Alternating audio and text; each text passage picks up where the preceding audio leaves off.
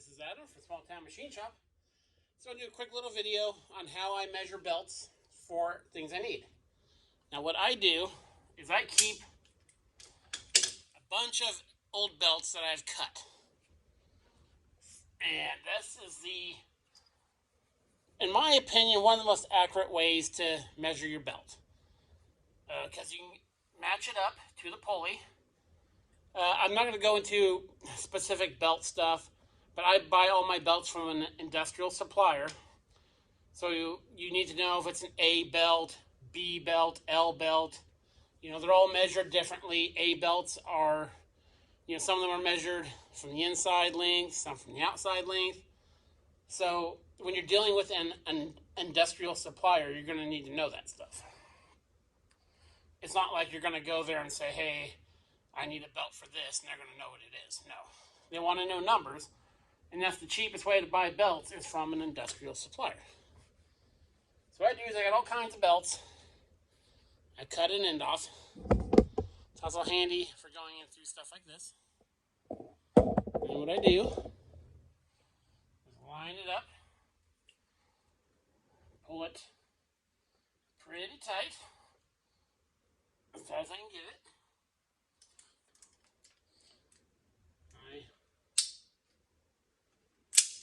Miss it with the vice grips.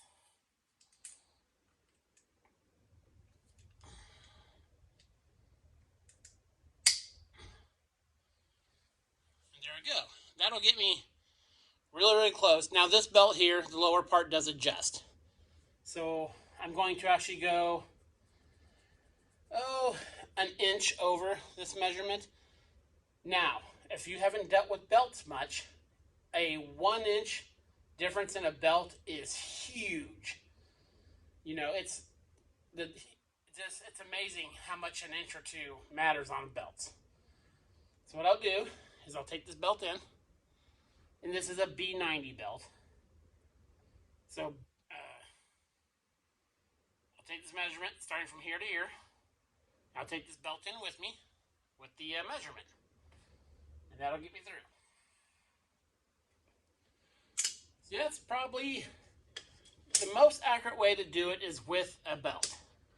Because again, let me pull this out of here. Bring you over here for a second.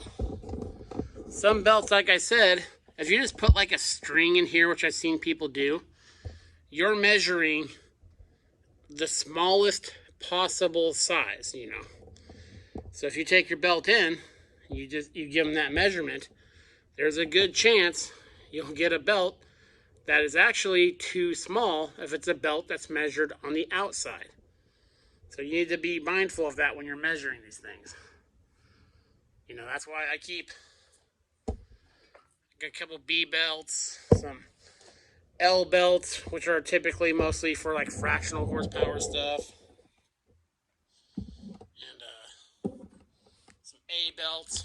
I got my belting laying everywhere because I'm measuring the pulleys for this. That's how I do it. This thing for the headstock originally had all B belts. This is a B60. So that's an industrial number. Again, you can save money especially on bearings and stuff. If you have a lawnmower or something, if you're getting it from Skag or Toro or whoever, there's going to be a premium on that bearing when bearings are pretty universal. If you can get the number off the bearing and get it from an industrial supplier, and many industrial suppliers will do walk-in customers, you save a lot of money. So yeah, that is how I measure belts, and it's a quick, easy, very accurate way. So yeah, this is Adam from Small Town Machine Shop. Please comment, like, and subscribe, and thanks for watching.